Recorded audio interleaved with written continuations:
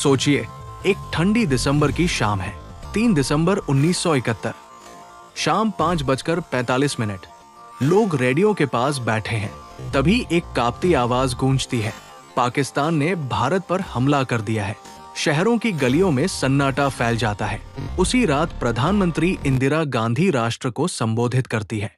हम पर युद्ध थोपा गया है और पूरा देश एक साथ खड़ा हो जाता है। फौजें सरहद पर पहुंचती है। टैंक रेत को चीरते हुए बढ़ते हैं। पूरा आसमान जहाजों की गर्जना से भर जाता है। केवल 13 दिन, हाँ, सिर्फ 13 दिन में इतिहास पलट जाता है। 16 दिसंबर 1971, ढाका के रेसकोर्स मैदान में पाकिस्तान के 93,000 सैनिक हथियार डाल देते हैं। दुनिया देखती रह जाती है और जन्म लेता है बांग्लादेश। भारत जीत जाता है, पर युद्ध के घाव ताजा ही रहते हैं। अगले साल 2 जुलाई 1972, हिमाचल की पहाड़ियों में शिमला समझौता होता है। भारत और पाकिस्तान शांति पर दस्तखत करते हैं, पर असली लड़ाई भीतर चल रही थी। भारत अपने भविष्य से। फिर आती है 1974। पोखरण की रेत शांत है, लेकिन जमीन के नीचे हलचल है।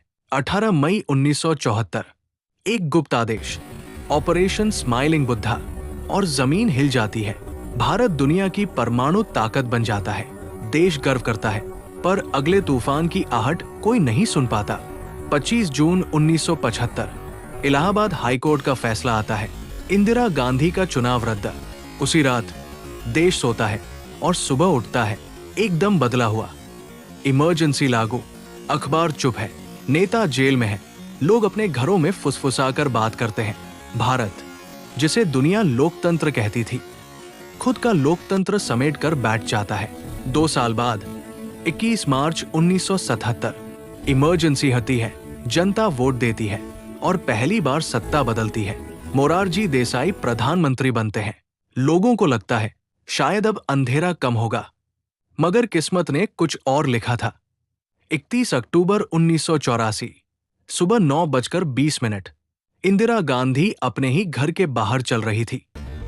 2 गोलियां चली, प्रधानमंत्री वही गिर पड़ी। देश सन्न रह गया। फिर जो हुआ उसने आत्मा को झकझोर दिया।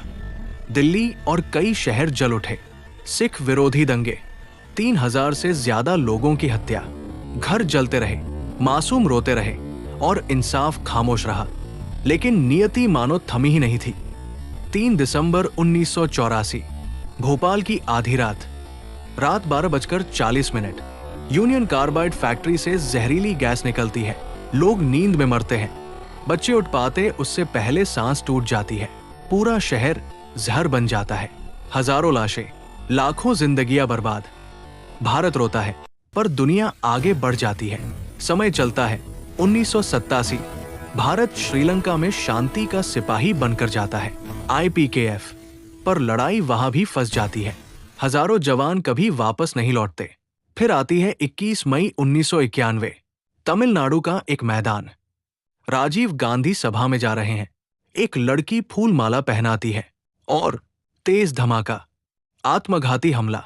भारत का एक और प्रधानमंत्री चला जाता है। देश दुख से उबर भी नहीं पाता कि आर्थिक भूचाल लगता है। भारत कंगाल हो चला है। सोना विदेश गिरवी रखना पड़ता है। तभी जुलाई 1991, नरसिम्हा राव और मनमोहन सिंह मैदान में आते हैं। लाइसेंस राज तोड़ते हैं, दरवाजे खोलते हैं। भारत नई राह पर चल पड़ता है। आधुनिक भारत जन्म लेता है, पर आखिरी झटका बाकी था। 6 दिसंबर 1992, अयोध्या, लाखों कारसेवक, भीड़ बेकाबू, और अचानक ढांचा गिरता है। बाबरी मस्जिद ढहा दी जाती है। देश भर में आग लग जाती है। दंगे भड़कते हैं। हजारों लोग मारे जाते हैं। भारत एक बार फिर खून से नहा जाता है। और यहीं 1971 से 1992 की कहानी थमती है।